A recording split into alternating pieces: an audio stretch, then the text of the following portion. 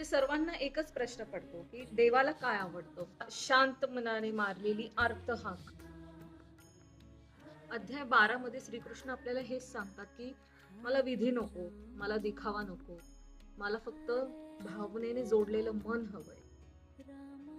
जो माझ्यावर विश्वास ठेवतो, कोणाला दुखवत नाही आणि जो अहंकार सोडतो, तोच माझा खरा भक्त आहे.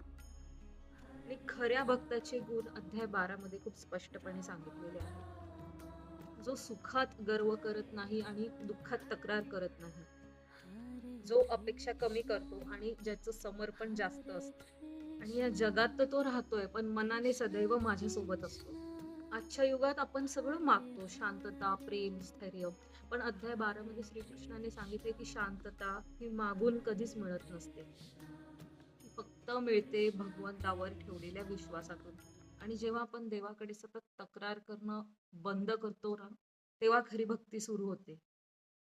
भक्ती म्हणजे तक्रार न करता सामोरं जाणं आणि मन स्वच्छ ठेवून आपलं कर्म करणं. भगवंतासाठी तीच खरी भक्ती आहे आणि तीच खरी पूजा आहे.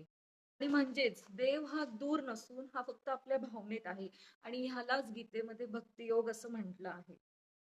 आपला भाव शुद्ध असला ना, की देव हा आपल्या मनातच उतरलेला असतो. बास, आज एवढंच. भेटूया पुढच्या भागात. तोपर्यंत शांत राहा, स्वस्थ राहा, स्वतःची काळजी घ्या. श्रीकृष्णार्पणमस्तु.